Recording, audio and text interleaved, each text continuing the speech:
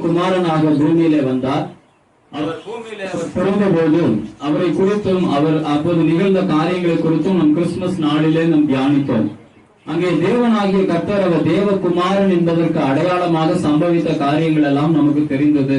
ஏனென்றால் தேவ தூதர்கள் வந்தார்கள். அவர்கள் அந்த தகவல்களை ஜனங்கள் மத்தியிலே சொன்னார்கள். அந்த ஜனங்கள் மெய்ப்பொருள், குறிப்பாக மெய்ப்பொருள் அந்த காரியத்தை போய் ஜனங்களுக்குள்ள பிரசித்தம் பண்ணினார்கள். வானத்திலே வித்தியாசம் உண்டானது, வால் நட்சத்திரம் தோன்றினது. அதை வான சாஸ்திரிகள் ஆராய்ந்தார்கள். ராஜா பிறந்திருப்பார் என்று அவர்கள் கண்டுகொண்டார்கள். அவர்கள் வந்து கிறிஸ்துவை பணிந்து கொண்டார்கள் என்று சொல்லி கிறிஸ்து உலக இரட்சகராக பூமிக்கு வந்தார் என்பதை நாம் அறிந்து கொள்ளும் வண்ணமாகவும் அதை நினைக்க வேண்டும் என்று சொல்லியும் அவர் வந்த நோக்கத்தையும் அவர் வந்த விதத்தையும் குறித்து நாம் தியானித்தோம். ஆனால் இப்பொழுது அந்த கிறிஸ்து வளர்கிறார் என்கிற காரியத்தை குறித்து நாம் இந்த வாரத்தில் நாம் பார்க்கிறோம். இங்கே சொல்லப்பட்ட காரியம் என்னவென்றால், பிள்ளை வளர்ந்தது, ஆவியிலே பலன் கொண்டு ஞானத்தினால் நிறைந்தது, தேவனுடைய கிருபையும் அவர் மேல் இருந்தது என்று சொல்லப்பட்டிருக்கிறது. இன்னைக்கு நீங்க ஒரு காரியத்தை நன்றாக கவனிக்க வேண்டும். என்னவென்று பார்த்தால், தேவனாகிய கர்த்தர் பூமியிலே மனுஷனாக பூமியிலே பிறந்தார். மனுஷனாக வந்த அந்த கிறிஸ்து அவர் நேரடியாக ஒரு பெரிய மனிதனாக பூமிக்குள்ள வரல. மாறாக குழந்தையாக பிறந்து அவர் வளர்ந்து அவர் ஒரு வாலிபனாகவும் ஒரு முழு மனிதனாகவும் காணப்பட்டார் என்று சொல்லப்பட்டிருக்கு. ஒரு மிக குறுகிய வருஷத்திற்குள்ளேயே அவர் அவருடைய ஊழியத்தை செய்து நிறைவு செய்து, அவர் ஊழியத்திற்கு அழைக்கப்பட்ட காரியத்தை நிறைவு செய்து, தேவராஜ்யத்தின் பொறுப்புகளை நிறைவு செய்து, மரித்து உயிர் தெழுந்து தேவ சமூகத்திற்கு எடுத்துக் கொள்ளப்பட்டார். அதாவது கிறிஸ்துவனுடைய பிறப்பு எப்படி முக்கியமோ அதே போல அவருடைய வளர்ச்சியும் அவருடைய ஊழிய காரியங்களும் மிக முக்கியமானது.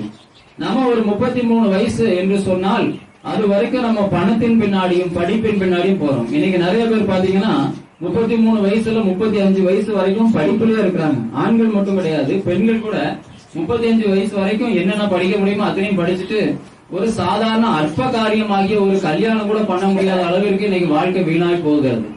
ஆனால் கிறிஸ்து 33 வயதிற்குள்ளாக அவருடைய பொறுப்புகளை முடிச்சிட்டார்.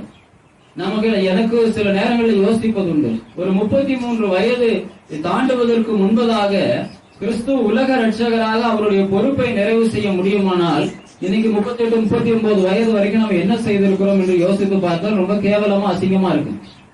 ஆனால் இங்கே தேவனாகிய கர்த்தர் அப்படிப்பட்ட காரியத்தை செய்வதற்கான காரணம் என்ன என்று சொல்லி பார்க்கும்போது, பிள்ளை வளர்ந்தது, ஆவியிலே பலன் கொண்டது என்று சொல்லப்பட்டிருக்கிறது. பிள்ளைகள் வளரும் போதே ஆவியிலே பலன் கொண்டவர்களாக இருக்க வேண்டும். அவர்கள் தான் தேவனுடைய ராஜ்யத்திற்கு பிரயோஜனம் உள்ளவர்களாக இருக்க முடியும்.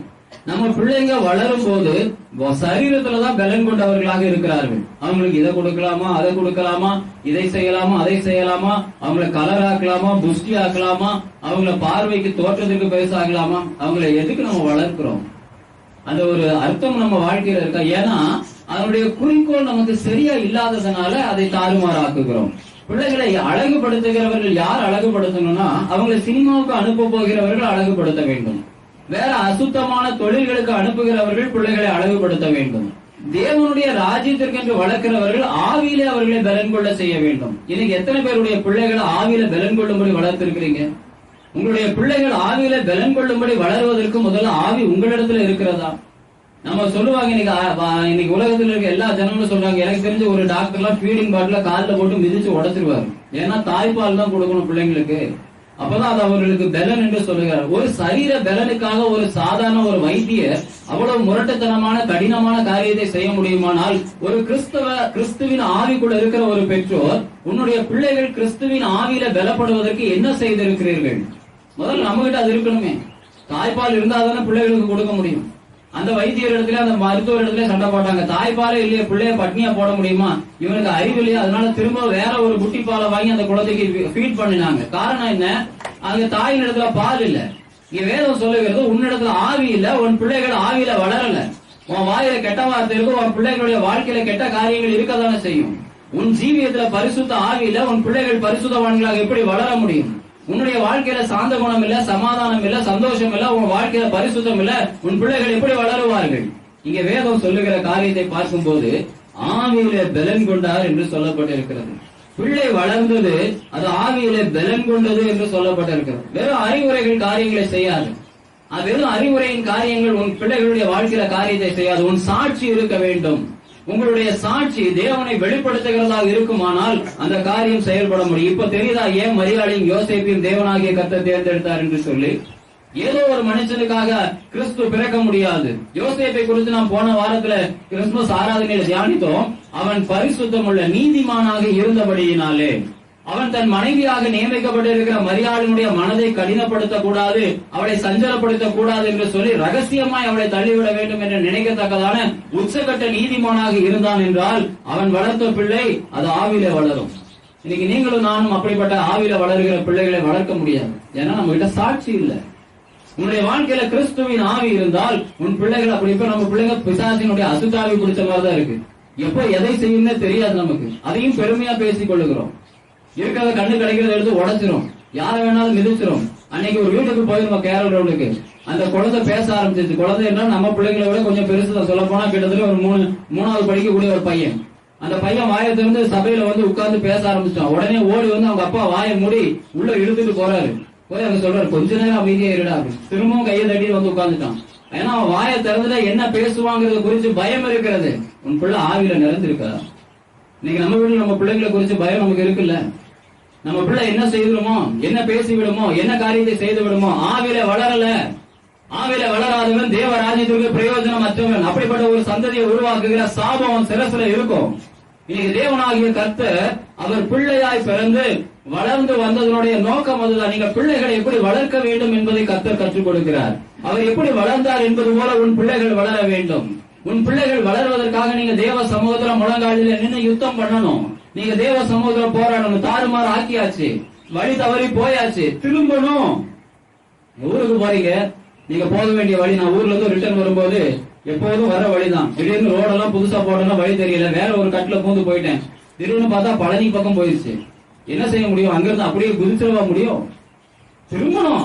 நான் தான் தவறா போயிட்டேன். திரும்ப ஒரு 40 கிலோமீட்டர் வந்த வழியிலே திரும்பி வந்துதான் நான் வர வேண்டிய பாதையை பிடிக்க வேண்டியது இருக்கு. உன் பிள்ளைகளை தாறுமாறாக்குனது யாரு? இயேசுவா? உங்க பிள்ளைகளை தாறுமாறாக்கிறது யாரு? கிறிஸ்துவா? நீங்க தான் திரும்பணும். நீ தான் இன்னும் 40 கிலோமீட்டர் நடக்கணும். நீ தான் பாடுபட வேண்டும். முடியாது என்று சொன்னா அங்கேயேதான் இருக்கணும். இல்லைன்னா இன்னும் சுத்தணும். கிறிஸ்துவை சாதாரணமா இட போடாதீங்க. அதனாலதான் அவர் வாழ்க்கையை வாழ்ந்து காண்பித்திருக்கிறார். நீ பழைய ஏற்பாட்டை படிக்காட்டாலும் பரவாயில்ல, புதிய ஏற்பாட்டுல 2 அதிகாரம் கூடவா படிக்கல? கிறிஸ்துவின் சாயலின்படி உன் பிள்ளைகள் வளர வேண்டும் என்கிற அறிவில்லையா? வேளாதான் சொல்லுகிறது அவர் ஆவியிலே வளர்ந்தார், ஆவியிலே பலன் கொண்டார் என்று சொல்லப்பட்டிருக்கிறது. நல்ல சாப்பாடு போடுறமே, உட்கார்ந்து 6 வயசான எரும மாட்டை கூட உட்கார வச்சு அதுக்கு காலையில இருந்து சாயங்காலம் வரைக்கும் ஊட்டுவீங்களா, நல்லா வயிற்று நிறைக்கிறீங்களா? ஒரு வசனம் சொல்லுதான் உன் பிள்ளை வாயில இவ்வளவு தாறுமாறான வார்த்தைகளை பேசுகிறது. ஒரு அதிகாரம் படிக்கக்கூடிய அளவுக்கு அறிவு இருக்கா உன் பிள்ளைகளுக்கு? எவ்வளவோ திருடுத்தனமான வேலைகளை செய்கிறார்களே. கிறிஸ்துவுக்கு என்று எதையாவது ஒரு காரியத்தை செய்யும்படி பழக்கி இருக்கிறீங்களா? ஆலயத்துல ஒரு பாய் விரிப்பதற்கு உன் பிள்ளைகள் வந்திருக்கிறதா? வேதம் சொல்லுது ஆவியில பலன் கொள்ளாதவன் கிறிஸ்துவுக்கு பிரயோஜனமற்றவன். அந்த கிறிஸ்துவனிடத்திலிருந்து வாங்குகிற சகலம் உனக்கு சாபமாய் மாறும். தேவனுக்கு எதை செஞ்சீங்க? அண்ணால் தேவ சமூகத்துக்கு போனா போய் எனக்கு ஒரு ஆண் பிள்ளையை கூட ஆண்டவரே அவனை கொண்டு போய் டாக்டர் ஆக்குறேன்னு சொல்லல. எனக்கு ஒரு ஆண் பிள்ளையை கொடும், அவனை உங்களுடைய ஆலயத்தில் கொண்டு வந்து பணிவிடைக்காரனாக விடுகிறேன். ஆனால் தேவன் அவனை வெறும் பணிவிடைக்காரனாக வைத்தார். ராஜாக்களை அபிஷேகம் பண்ணும் தீர்க்கதரிசியாக வைத்தார். என்ன செய்து கொண்டிருக்கிறோம்? உன் பிள்ளைகளை எப்படி வளர்க்குறீங்க? கிறிஸ்து பிள்ளையா வளர்ந்தார்னு சொல்லி அவர் கடைசி வரைக்கும் தொட்டிலே ஆட்டிட்டு அவர் வர வரைக்கும் உட்கார்ந்துருக்க முடியுமா? அவர் வரும்போது இந்த கணக்கை கேட்பார். என் வளர்ப்பை பற்றி என் வேதத்தில் எழுதப்பட்டிருக்கிறது அப்படின்னு செத்தா போனீங்கன்னு கேட்பார். அவர் ஆவியில பலன் கொண்டார். உன் பிள்ளைகள் ஆவியில பலன் கொள்ள வேண்டும். எப்படி ஒரு தாய் பால் அந்த பிள்ளையை தன்னுடைய தாயினுடைய சகல சத்துக்கும் உரியதாக்குகிறதோ அப்படியே பெற்றவர்களுடைய அந்த ஆவியின் பலன் உன் பிள்ளைகளை ஆவிக்குள்ள கொண்டு வரும். நீங்க ஒண்ணுமே பேச வேண்டிய அவசியம் இல்ல. நீ கர்த்தருக்கு பயப்படுகிற பயம் உன் பிள்ளைகள் பார்த்து நடுங்குவார்கள். ஓ என் பெற்றோர், என் தகப்பன், என் தாய் தேவனுக்கு இவ்வளவாய் பயப்படுகிறார்களே, அப்பொழுது நானும் அந்த தேவ பயத்திற்குள் இல்லை என்றால் என்னுடைய வாழ்க்கை தாறுமாறு ஆகிவிடும், நான் சாபத்திற்குள்ள போய்விடுவேன் என்று பயந்து ஒரு உலகடைய தேவ பயம் இல்லையே. ஆண்டவருடைய ஆலயம் 10 மணிக்குன்னா நீ 12 மணிக்கு அசால்ட்டா நின்றுகிட்டு இருக்கிய. உன் பிள்ளைங்க நாளைக்கு எப்படி தேவாலயத்துக்கு போகவே மாட்டாங்க. அவன் தருதலையா தெருவில சுத்துவான்.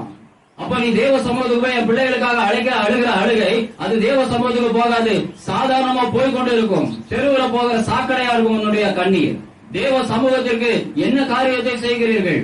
இன்னைக்கு நீ மனம் திரும்ப மனதில்லை என்றால் உன்னுடைய பிள்ளைகள் தேவனுடைய ஆவியில வளர்க்கப்படவே மாட்டார்கள். தேவ பயம் உனக்குள்ளாக இருக்க வேண்டும். வசனம் சொல்லுகிறது பிள்ளை வளர்ந்தது, ஆவியில பலன் கொண்டு ஞானத்தினால் நிறைந்தது என்று சொல்லப்பட்டிருக்கிறது.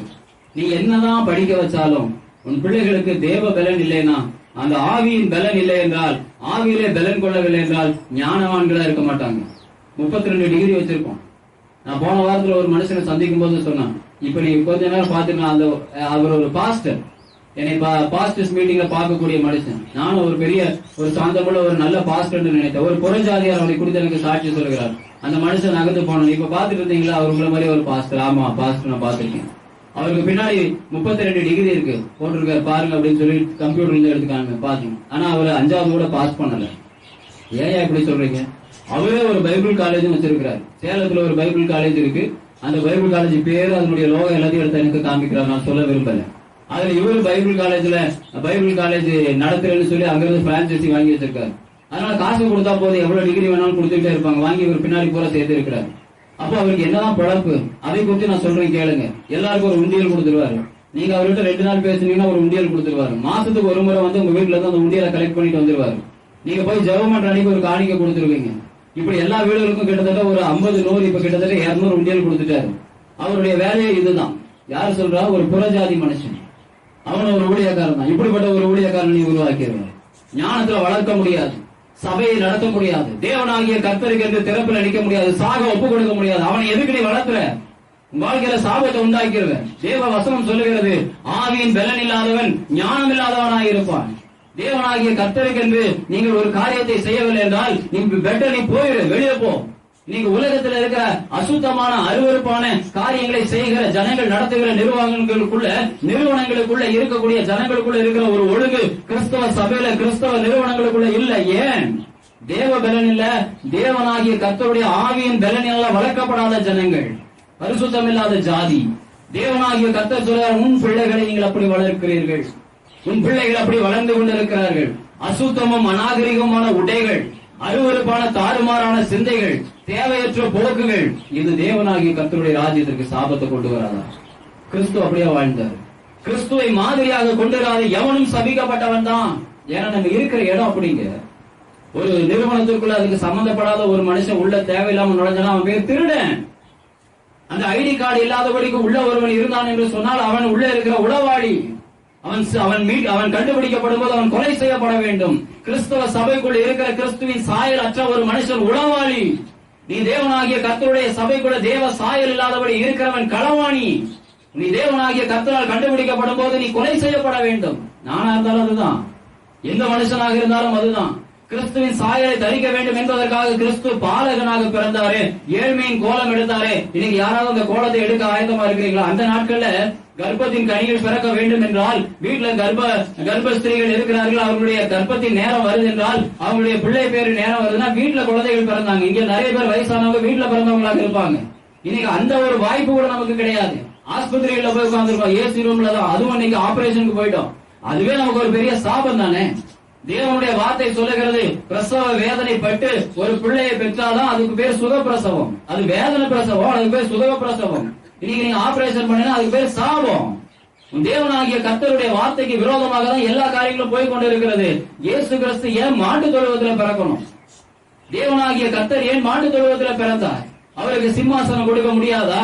இதுதான் நீ நடக்க வேண்டிய மாதிரி. உன் பிள்ளைகள் என்னைக்காவது மாட்டு தொழுவத்தில் நிற்பாங்களா? உன் பிள்ளைகளை என்னைக்காவது மாட்டு தொழுவத்தில் நிக்க நீ அனுபவிச்சிருக்கிறியா? கிறிஸ்துவின் பேரில், கிறிஸ்துவுக்கு என்று நீ நடக்கிற பாதையில, உன் ஊழிய பாதையில உன் பிள்ளைகளை நடத்தினது உண்டா? அவங்களை கொண்டு போனா அவனுக்கு அசிங்கமா இருக்கும். ஏன்னா தேவையில்லாத வார்த்தையில பேசிடுவாங்க.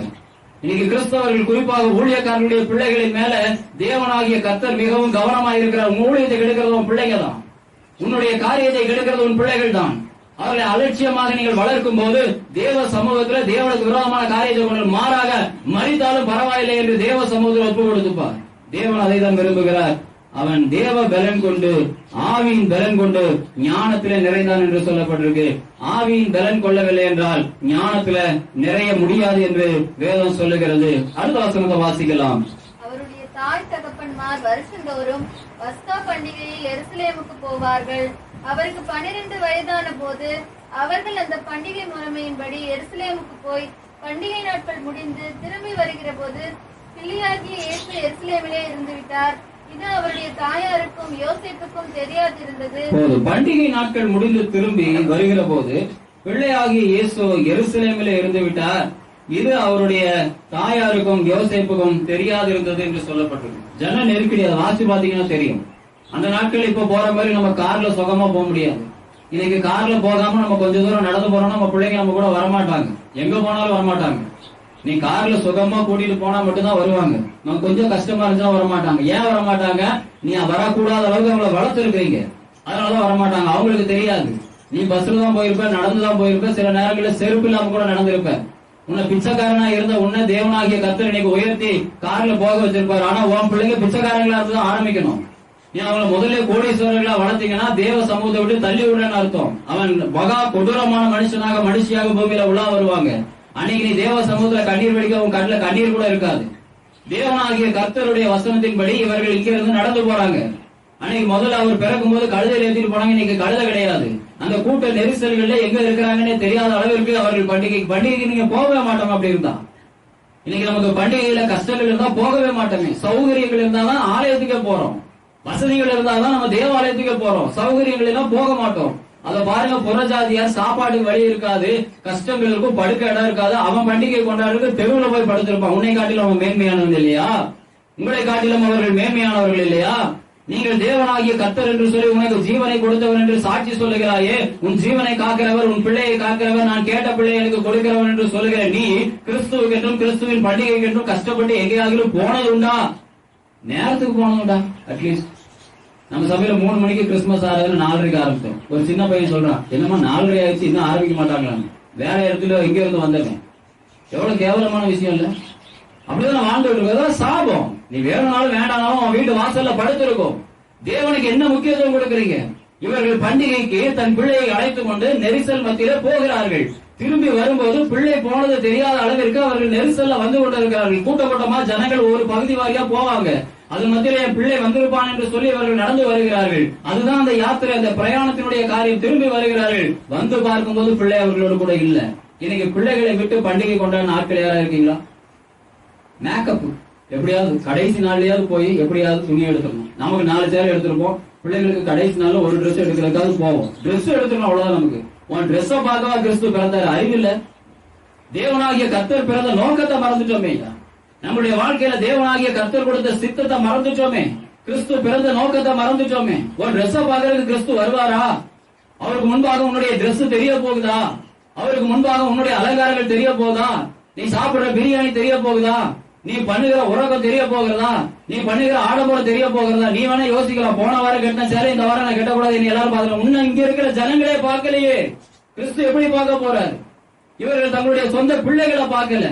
மரியாளும் யோசேப்பும் அவர்களும் ஒருவர் பார்க்கல. கடைசியில் வந்து பார்த்தா கிறிஸ்துவை காணவில்லை.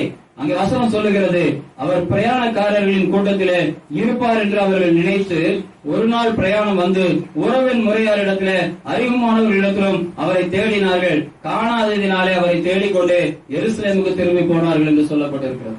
உறவுக்காரர்கள் மத்தியில் வருவார் என்று நினைத்து அவர்கள் வந்தார்கள். ஒரு நாள் பிரயாணமாக நடந்து போயும் அவரை காணவில்லை. திரும்பவும் போகிறார்கள். உன் பிள்ளைங்க கிறிஸ்துவ வளர்க்கப்பட்டிருந்தா அவங்க போன இடம் சரியா இருக்கும். இன்னைக்கு நம்ம பிள்ளைங்க எங்க போய் தேடுறது? நம்ம பிள்ளைகளை நம்ம தான் அடைச்சு வீட்டுக்குள்ள வைக்கணும். ஏன்னா விட்டாச்சுன்னு எங்க வேணா போயிடுவாங்க. ஏன்னா நம்ம பிள்ளைகளை அப்படி வளர்த்திருக்கோங்க. இங்க வசனம் சொல்லுகிறது, இவர் ஆவியினாலே வளர்க்கப்பட்டார், உன்னதத்தின் ஆவியினாலே வளர்க்கப்பட்டார். அதனால அவரை இங்க தொலைஞ்சு போயிருக்க மாட்டாரு, எருசலேமுக்கே போவோம் என்று அவர்கள் திரும்பி போனார்கள். 45ஆம் வசனத்துல வாசிக்கலாம். காணாததினாலே அவரை தேடிக்கொண்டே எருசலேமுக்கு திரும்பி போனார்கள். 3 நாளைக்கு பின்பு அவர் தேவாலயத்தில் போதகர் நடுவில் உட்கார்ந்திருக்கவும் அவர்கள் பேசுகிறதை கேட்கவும் அவர்களை வினாவும் கண்டார்கள். அவர் பேச கேட்ட யாவரும் அவருடைய புத்தியையும் அவர் சொன்ன மாறுதரங்களையும் குறித்து பிரமித்தார்கள். 3 நாளைக்கு பின்பு அவர் தேவாலயத்தில் போதகர்கள் நடுவில் உட்கார்ந்திருக்கவும் அவர்கள் பேசுகிறதை கேட்கவும் அவர்களை வினாவும் கண்டார்கள் என்று சொல்லப்பட்டிருக்கிறது. நம்ம இவர்கள் பிள்ளையை தேடி ஒரு நாள் தூரத்துல வந்தாச்சு, காணோம். 2 நாளா தேடி கடைசியில 3ஆவது நாள்ல கண்டுபிடிக்கிறார்கள். அவர் இருந்த இடம் இங்க தேவாலயம். நம்ம பிள்ளைங்க காணாம போனா தேவாலயத்துக்கு போவாங்கிற நம்பிக்கை இருக்கா உங்களுக்கு? என்னைக்காவது உங்க பிள்ளைங்க இங்க இல்லைன்னா அவங்க சர்ச்சில் தான் இருப்பாங்க, அங்கேதான் வேலை செய்து கொண்டு இருப்பார்கள். அப்படி பழக்குங்க. இன்னைக்கு சர்ச்சுக்கும் கூட விட முடியாது. ஏன்னா சர்ச்சுக்கு போனா பிள்ளைங்க கெட்டு போயிடுவாங்க. சர்ச்சை அப்படிப்பட்ட நிலைமையில தான் இருக்கு. இன்னைக்கு தேவனாகிய கர்த்தர் ஆவியிலே பலன் கொண்டு வளர்ந்ததினால அவருக்குள்ள இருக்கிற போஷாக்கு அப்படிப்பட்டதாக இருக்கிறதுனால தேவாலயத்தில் இருந்தார். அது மிக முக்கியமான ஒரு காரியம். என்ன சொல்லப்பட்டிருக்கிறது? அவர்கள் பேசுகிறதை அவர் கேட்கவும் அவர்களை வினாவவும் கண்டார்கள் என்று சொல்லப்பட்டிருக்கு. முதல்ல இதுல ஒரு மிக முக்கியமான ஒரு காரியத்தை, நீங்க பிள்ளைங்க பேசுறதை கேட்கிறாங்களாங்கிறத பாருங்க. நம்மளாலே இன்னைக்கு ஒரு இடத்துல 1 மணி நேரமும் உட்கார முடியாது. நிறைய பேர் புறஜாதிகள் அதான் பிரமிப்பாங்க. நீங்க பரவாயில்ல, நீங்க கிறிஸ்டியன்ஸ் நினைக்கிறேன், அதனால எங்கேயாவது மீட்டிங் நடத்துவாங்க, ஸ்கூல் மீட்டிங்ஸ் எல்லாம் நடத்தினா நம்ம பாட்டுக்கு அப்படியே ஜடம் மாதிரி உட்காந்துக்கிட்டே இருப்போம். அவங்க கேட்பாங்க, எப்படி இவ்வளவு நேரம் உட்காந்துட்டு இருக்கீங்க? நீங்க கிறிஸ்டியன்ஸுங்கிறனால உங்க சர்ச்சில் உட்காந்து பழக்கம். இன்னைக்கு நம்ம பிள்ளைங்களை உட்கார வச்சு பழக்கிறதுக்கு ஏற்ற இடம் இதுதான். இந்த இடத்துல உட்காரவே மாட்டாங்க. நீ இந்த இடத்துல உட்கார்ந்து பழகலைன்னா நீ எங்கேயுமே உட்கார முடியாது.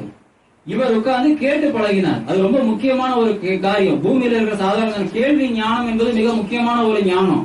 இவர் உட்கார்ந்து கேட்டு கொண்டிருந்தார். இந்த பிள்ளைங்க எங்கேயாவது உட்கார்ந்து கேட்கிறாங்களாங்கிறத பாருங்க முதல்ல. அப்படி இல்லைன்னா அவங்க they are somewhat different அர்த்தம். உட்கார்ந்து ஒரு காரியத்தை உன் பிள்ளைங்க கேட்கலைன்னா அவங்களை கேட்பதற்கு உண்டான பழக்கம் என்ன செய்யணுமோ அதை செய்ய பழகுங்க. அப்படி உட்கார்ந்து கேட்க பழகலைன்னா அந்த பிள்ளைங்க கடைசி வரைக்கும் அவர்களுடைய வாழ்க்கையில எதுவுமே நிலையானதாக இருக்காது. இங்கே இயேசு கிறிஸ்துவின் இடத்துல நான் விரும்புகிற மிக முக்கியமான ஒரு காரியம், கேட்டார் என்பதாக அவர்களிடத்துல அநேக காரியங்களை வினவினார். ஏன் என்ன கேட்டிருப்பாரு? இப்படி எல்லாம் வேதம் சொல்லுகிறதே, நீங்கள் எல்லாம் ஏன் இப்படி இல்ல? அங்கேயே ஆரம்பிச்சு அவருடைய ஊழியம். இங்க தேவனாகிய கர்த்தர் அதை தான் நமக்கு சொல்லிக் கொடுக்கிறார். இங்க நம்ம பிள்ளைங்க ஏன் கேட்கல? நம்ம இடத்துல இங்க சொல்லப்படுகிற காரியத்தை எதையுமே கேட்க அவங்க விரும்பல. ஏன்னா இதையும் பாட்டுக்கு சொல்லிட்டு இருப்பாங்க, இதை எங்க போனாலும் சொல்லுவாங்க. நம்ம அம்மா அப்பா கிட்ட இந்த காரியங்கள் இருக்க போறதும் கிடையாது, அவங்க கிட்ட கேட்டா பதில் கிடைக்க போறதும் கிடையாது. அதனால கேட்கவே வேண்டாம் விட்டுருவாங்க. அவங்களால எங்கேயுமே அமைதலாக இருக்க முடியாது. இவர் கேட்டார், அவர்களிடத்தில் அநேக வினாவினார், அநேக கேள்விகளை கேட்டார். ஏன் காரியங்கள் இப்படி சம்பவிக்கிறது என்பதை கேட்டார். இது அவருடைய காரியமாக இருந்தது. 47ஆம் வசனம் சொல்லுகிறது, அவர் பேச்சை கேட்ட யாவரும் அவருடைய புத்தியையும் அவர் சொன்ன மாறுதல்களை குறித்து பிரமித்தார்கள் என்று சொல்லப்பட்டிருக்கிறது. இயேசு கிறிஸ்துவனுடைய பேச்சு பிரமிப்பா இருந்தது. வாயை மூடி தூக்கிட்டு போற மாதிரி இல்ல. இன்னைக்கு நம்ம பிள்ளைங்க வந்துட்டாங்கன்னா யாரு கிட்டயாவது வந்திருக்காங்க ஒரு தோத்திரம் போடுமா அப்படின்னு சொன்னா போட மாட்டான். வெட்டி நாய் என்ன இருக்கோ அத்தனையும் பேசுவாங்க. அவங்களை வாயை மூடிதான் கொண்டு போகணும். இன்னும் கொஞ்ச நாள்ல அவங்களே இருக்க மாட்டாங்க அந்த இடத்துல. ஏன்னா அவங்களுக்கு இது எதுவுமே பிடிக்காது. அவங்க வேற மாதிரி மாறிடுவாங்க. இல்லையா எங்கேயாவது உட்காந்து செல்போனை தேய்ச்சிட்டு இப்படியே பைத்தியக்காரங்க மாதிரி இருப்பாங்க. இப்படிதான் இன்னைக்கு வாழ்க்கையில நிறைய வாலிபர்கள், நிறைய பிள்ளைங்க பைத்தியமா மாறிடுச்சு. காரணம் என்ன? வேதத்தினால் போதிக்கப்படல, ஆவியின் பலன் இல்ல. ஆவியின் பலன் எங்க இருந்து வரும்? அந்த குடும்பத்தில இருந்து வரும், அந்த சபையில இருந்து வரும். இங்க எங்கேயுமே பலன் கொள்ள முடியாத காரியங்கள் கிடையாது. அவங்களுக்கு ரேஷன் கடையில கூட அல்லது சத்துணவுல கூட சத்து மாவும் கொடுக்குறாங்க. பிள்ளைங்களுக்கு கொஞ்சம் பலன் வரணும்னு சொல்லிட்டு வீட்டுல வறுமை கோட்டில் இருந்தாங்கன்னா சோறு மட்டும் தான் போடுறாங்கன்னா அந்த பிள்ளைங்களுக்கு பலன் வேணும்னு அரசாங்கம் கூட பலனுக்காக சத்து மாவு கொடுக்குது. சபையில என்ன கொடுக்குது? உன் வீட்டுல என்ன கொடுக்குறீங்க? உங்க பிள்ளைங்களுக்கு காம்ப்ளான் வாங்கி கொடுக்குறீங்க, கழுத மாதிரி வளருது. வேற காரியங்கள்லாம் வாங்கி கொடுக்குறீங்க, தூண்கள் மாதிரி விரியுது. உன் வாழ்க்கையில உன் பிள்ளைங்க கிட்ட என்ன இருக்கு? ஆவியின் பலன் என்ன இருக்கு? ஆவிக்குரிய வளர்ச்சியில என்ன வளர போறாங்க? தேவனாகிய கர்த்தர் கேள்வி கேட்கும்போது என்ன சொல்ல போறீங்க? இங்க கிறிஸ்துவுக்குள்ள ஆவியின் பலன் இருந்ததுனால அவருடைய பேச்சு அநேகரை ஆச்சரியப்படும்படியாக செய்தது. இன்னைக்கு நம்மளுடைய பிள்ளைங்க நமக்கு கடைசி வரைக்கும் குழந்தைங்க தான். ஆனா அவங்க கரெக்டா மெச்சூர்டா வளர்ந்து வந்துட்டு இருக்காங்க. உனக்கு பார்க்கும்போது குழந்தைங்க மாதிரி பாசாங்க பண்ணுவாங்க. அவங்க வயதிற்கு மிஞ்சி வளர்கிறார்கள் என்பதை அறிந்து கொள்ள வேண்டும்.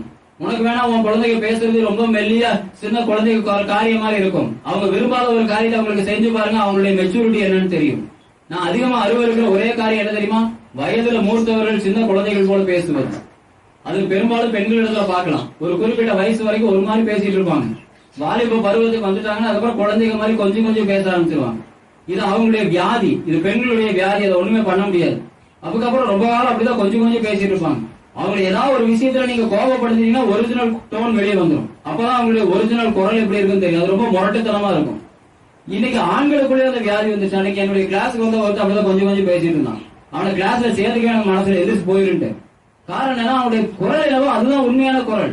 உன் பிள்ளைகளுடைய தன்மை என்னவோ அதான் உண்மையான தன்மை. உங்ககிட்ட போடுறது நாடகம், வேஷம். அந்த வேஷத்தை விளங்கிக் கொள்ள முடியலன்னா உனக்கே முதல்ல ஆவியின் பலன் இல்லை என்பது அர்த்தம். ஆவியின் பலன் கொண்டவர்கள் அதை அருமையாக அறிந்து கொள்ளுவார்கள். இவர்கள் அறிந்து கொண்டார்கள், என் பிள்ளை ஆவியின் பலனினால் வளர்க்கப்பட்டது, அது இருக்க வேண்டிய இடம் இதுவாக இருக்கும் என்று சொல்லி எருசலேமிலே தேவாலயத்திலே கண்டார்கள். அங்கே அவருடைய பேச்சை கேட்டவர்கள் பிரமித்தார்கள், ஆச்சரியப்பட்டார்கள் என்று சொல்லப்பட்டிருக்கிறது. வாய் அடைத்து போனார்கள். உன் பிள்ளைகளின் பேச்சை கேட்கிறவர்கள், கிறிஸ்துவுக்குள் ஆவியில வளர்க்கப்பட்ட உன் பிள்ளைகளின் பேச்சை கேட்கிறவர்கள், அவர்கள் வாய் அடைத்து போக வேண்டும். உன் பிள்ளையின் வாயை நீ அடைத்து ஓடக்கூடாது. இன்னைக்கு அதுக்கும் நம்ம கண்டுக்கிறது கிடையாது. ஃபேஷன் நினைச்சு போயிட்டு இருக்கோம். வேதம் அறிவு இருக்கிறது. அதுக்கு அடுத்த வசனத்தை வாசிக்கலாம். 48ஆம் வசனம். அவரை கண்டு ஆச்சரியப்பட்டார்கள். அப்பொழுது அவருடைய தாயார் அவரை நோக்கி, மகனே, ஏன் எங்களுக்கு இப்படி செய்தாய்? இதோ உன் தகப்பனும் நானும் விசாரத்தோட உன்னை தேடினோமே என்றாள். போதும். தாய் தன்னுடைய பொறுப்பை செய்கிறாள், கேட்கிறாள், என்ன எங்களை ஏன் இப்படி செய்தாய்? எங்களுக்கு சொல்லாமல் கொள்ளாமல் இங்க வந்துட்டிய, அதுக்கு என்ன காரியம் என்று சொல்லி அவருடைய ஆச்சரியமான காரியத்தை பார்த்தும் அதை கேட்கிறாள். கேட்டு விசாரத்தோட உன்னை தேடினோமே என்றாள். ஆனா ஆண்டவர் கொடுக்கிற பதில் என்ன? அதற்கு அவர், நீங்கள் ஏன் என்னை தேடினீர்கள்? என் பிதாவுக்கு அடுத்தவைகளில் நான் இருக்க வேண்டியது என்று அறிவீர்களா என்றார். தங்களுக்கு அவர் சொன்ன வார்த்தையை அவர்கள் உணர்ந்து கொள்ளவில்லை. பின்பு அவர் அவர்களுடனே கூட போய் நாசரேத் ஊரில் சேர்ந்து அவர்களுக்கு கீழ்ப்படிந்திருந்தார். அவருடைய தாயார் இந்த சங்கதிகளை எல்லாம் தன் இருதயத்திலே வைத்துக் கொண்டார். போதும். அங்கே அவர் சொல்லுகிற பதில் என்னவென்றால், நீங்கள் ஏன் என்னை தேடினீர்கள்? என் பிதாவுக்கு அடுத்தவைகளில் நான் இருக்க வேண்டியது என்று நீங்கள் அறியீர்களா என்றால் என்று சொல்லப்பட்டிருக்கு. பிறக்கும் போதே சொல்லியாச்சு. பெற்றோருக்கு சில நேரங்களில் அறிவே இருக்காது. உனக்கு பிறந்த குழந்தைகள்ல மூத்தது ஆணாக இருந்தால் அந்த காரியத்தை நீ கர்த்தருக்கு என்று கொடுக்க வேண்டும். ஆண் பிள்ளைகள் தேவனுடையவர்கள். நம்ம வீட்டுல ஆண்களே தேவனுடையவர்கள் இல்லையே, நம்ம புருஷன்மாரு நமக்கு அடிமைகளாக பார்த்துட்டு இருக்காங்க. அப்படி இருக்கும்போது நமக்கு ஆண்டவர் பத்தின சிந்தை எங்க வரப்போகுது? இவர்கள் தேவனுக்குரியவர்கள், பெண்கள் வீட்டிற்குரியவர்கள். இன்னைக்கு பெண்கள் தான் நிறைய பேர் ஊழியத்துக்கு கிளம்பிட்டாங்க. ஆனா அது தேவனுக்கு பிரியமானது கிடையாது. ஆண்கள் தேவனுக்குரியவர்கள், தேவனுடைய ராஜ்யத்திற்கு வேலை செய்ய வேண்டியவர்கள். வயிற்று பிளப்பு அவர்களுடைய தலையில விழுந்த கடமை, சாபம். கர்த்தர் கொடுத்த சாபம், கர்த்தர் கொடுத்த ஆசீர்வாதம் ரெண்டையும் தெரிஞ்சுக்கோங்க. தேவனாகிய கர்த்தர் பூமியில மனுஷனை சபிக்கும் போது ஆதாமை பார்த்து சொல்லுகிறார், அகத்தின் வேர்வை நிலத்துல விட நீ பாடுபட்டுதான் உன் குடும்பத்தை உன் பிள்ளைங்களை எல்லாரையும் காப்பாற்றணும். சம்பாதிக்காம நீ ஊழியத்துக்கு போக கூடாது. உன் வீட்டு வயிற்று பிழப்புக்காக நீ வேதத்தை கையில தூக்க கூடாது. இதுதான் தேவனுடைய சாபம், தேவனுடைய அழைப்பு. அதே சமயம் தேவனுடைய ராஜ்யத்திற்கு என்று நமக்கு எல்லாருக்கும் கொடுக்கப்படுற கடைசி கட்டளை, நீங்க போய் சகல ஜாதிகளை எனக்கு சீசராக்குங்க. எத்தனை பேர் சீசராக்கி இருக்கோம்? உன் குடும்பத்தில் இருக்கிற உன்னுடைய மனைவி உன் பிள்ளைகளுக்கு ஊழியர் செய்வா கர்த்தர் உன்னை உயிரோட வச்சிருக்கிறாரு. உன் தேவனாகிய கர்த்தர் அதற்காக நமக்கு ஜீவனை கொடுத்திருக்கிறாரு. இயேசு கிறிஸ்து 12 வயசு விட்டுட்டு கிளம்பி போய்கிட்டே இருக்கிறாரு. சொல்றாரு, பிதாவுக்கு அடுத்தவைகளை செய்ய வேண்டும் என்று உனக்கு தெரியாதா? உனக்கு தேவதூதர்கள் பேசியும் அறிவில்லையா? தகப்பனை பார்த்து கேட்கிறாரு, சொப்பனத்துல தேவதூதன் சொன்ன காரியம் உனக்கு ஞாபகம் இல்லையா? பிதாவுக்கு அடுத்தவைகளை செய்ய வேண்டும் என்று விருப்பம் இல்லையா? உன் பிள்ளைகள் உனக்கே காரியங்களை செய்து கொண்டு இருக்கணுமா? அதனாலதான் இன்னைக்கு பிள்ளைங்க அவங்க காரியத்தை பார்த்துட்டு போயிடுறாங்க. ஏன் தனி கொடுத்துன போறாங்க?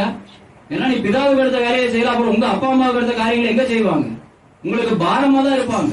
நம்மளுடைய பிள்ளைகள் நமக்கு பாரமா இருப்பதை காட்டிலும் அவர்கள் தொலைந்து போவது நல்லது. அதனால இன்னைக்கு பிதாவுக்கு அடுத்த காரியங்களை செய்யத்தக்கதாக ஆவியின் பலனினால் வளர்க்கப்பட்ட பிள்ளைகள் இருக்க வேண்டும். ஆவியின் பலத்தினால் வளர்க்கப்பட்டவர்கள் மட்டுமே தேவனுடைய ராஜ்யத்தை தேடுகிறவர்களாக இருப்பார்கள். முதலாவது தேவனுடைய ராஜ்யத்தை தேடும் போது இவைகள் எல்லாம் உங்களுக்கு கூட கொடுக்கப்படும். பிச்சை எடுக்க மாட்டாங்கய்யா. உன் பிள்ளைங்க தேவனாகிய கர்த்தருடைய பெயரை சொல்லி இன்னைக்கு சாதாரணமான ஜனங்கள் பாம்பு படத்தை தட்டுல வச்சு பிச்சை எடுக்கிறானே, அதுக்கு பதிலாக இந்த வேதத்தை தூக்கி பிச்சை எடுக்க மாட்டார்கள். தேவராஜ்யத்தை தேடுகிறவர்கள் சகலத்திலும் நன்மையும் புஷ்டியுமாய் திருப்தி அடைந்திருப்பார்கள். உன் புத்தி எங்க போகுது? நம்ம அவங்க எப்படியாவது டாக்டர் ஆயிட மாட்டாங்களா? எப்படியாவது இன்ஜினியர் ஆயிட மாட்டாங்களா? எப்படியாவது அதை சம்பாதிச்சிட மாட்டாங்களா? இதை சம்பாதிச்சிட தேவபலன் இல்லையே. தேவபலன் இல்லாதவன் எப்படி உனக்கு திருப்தியை கொண்டு வர முடியும்? இங்க வசனம் அழகாய் சொல்லுகிறது, மரியாளோ தன் இருதயத்தில் வைத்துக் கொண்டாள் என்று சொல்லப்பட்டிருக்கிறது. தேவனாகிய கர்த்தருடைய வார்த்தைகள் அவளுடைய இருதயத்தில் வைக்கப்பட்டதாக இருக்கிறது. முதலாவது நம்ம போன வாரத்தில் நம்ம பார்க்கும்போது தேவதூதன் சொன்ன காரியத்தை கேட்டு அதை தன் இருதயத்தில் வைத்துக் கொண்டாள். That is a very nice place for the storage of everything. It has more capacity. அவருடைய இருதயத்தை வைத்துக் கொண்டதினாலதான் கிறிஸ்துவானவர் சிலுவையிலே தொங்கும் போது அவளால் அதை ஜீரணிக்க முடிந்தது.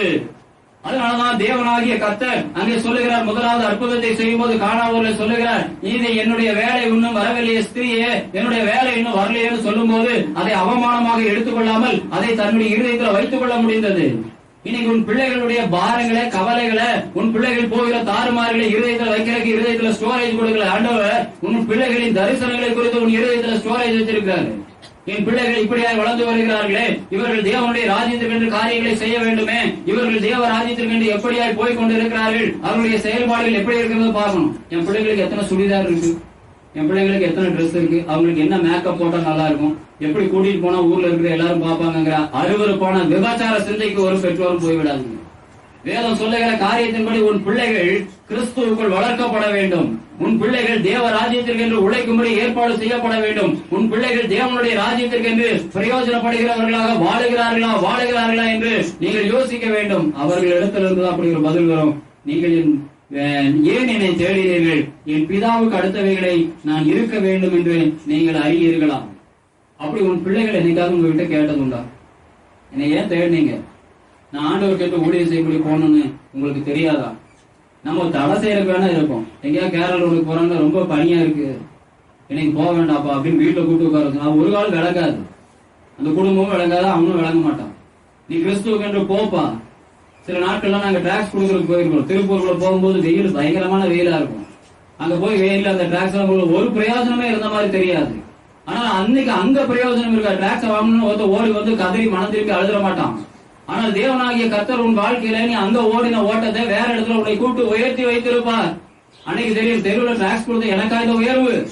தேவனாகிய கர்த்தர் உன்னை உயர்த்தும் போதுதான் அந்த காரியம் தெரியும். அதற்கு உன் பிள்ளைகளுக்கு வழிவாசலை உருவாக்கி கொடுத்திருக்கிறீங்களா? தடை செய்யாதீங்க. உன் பிள்ளைகள் கிறிஸ்துவுக்கு என்றும் தேவனுடைய ராஜ்யத்திற்கு என்றும் வேலை செய்வதற்கு அவர்களை தள்ளுங்க, உந்தி தள்ளுங்க.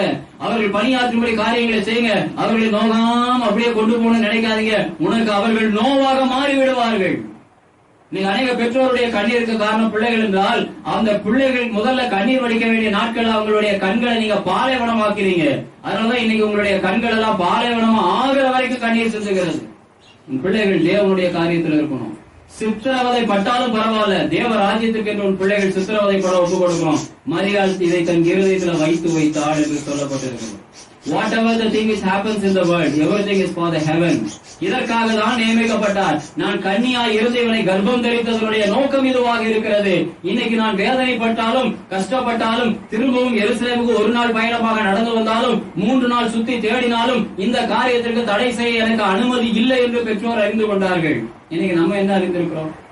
நல்ல பிள்ளைங்க சாப்பிடணும், நல்லா தூங்கணும், நல்லா ட்ரெஸ் பண்ணணும், போகணும். இன்னைக்கு பெற்றோருக்கு சிலருக்கு அந்த கூட கிடையாது. எப்படியோ போட்டும், நான் நல்லா இருக்கணும், அவ்வளவுதான். பெற்றாச்சு, இனி அதுக்கு எப்படியோ அப்படியே போட்டும். அது அதை விட மோசம். இவர்கள் பிள்ளையை தேடினார்கள். ஆனால் பிள்ளைகள் தேவனுடைய ராஜ்யத்துக்கு என்று வேலையை செய்ய வேண்டும் என்கிற காரியத்தை தன் இருதயத்தில் வைத்து வைத்தார். 52ஆம் வசனம் சொல்லுகிறது, இயேசுவானவர் ஞானத்திலும் வளர்ச்சியிலும் தேவ கிருபையிலும் மனுஷர் தயவிலும் அதிகமாய் விருத்தி அடைந்தார் என்று சொல்லப்பட்டிருக்கு. எவன் ஒருவன் தேவனுடைய ஊழியத்தை செய்கிறானோ, யார் ஒருவன், எந்த ஒரு பிள்ளை, எந்த வாலிபன், யார் ஒருவர் தேவனுடைய காரியத்தை செய்கிறார்களோ அவர்கள் ஞானத்திலும் வளர்ச்சியிலும் தேவ கிருபையிலும் அவர்கள் மனுஷர் தயவிலும் அதிகமாய் விருத்தி அடைவார்கள் என்று சொல்லப்பட்டிருக்கிறது. நீங்க விருத்தி அடையணுமா? நீ ஞானத்துல விருத்தி அடையணுமா? வளர்ச்சியில விருத்தி அடையணுமா? தேவ கிருபையில விருத்தி அடையணுமா? அதிகமாய் விருத்தி அடையணுமா? தேவனாகிய கர்த்தருக்கென்று எதையாகிலும் செய்யுங்கள்.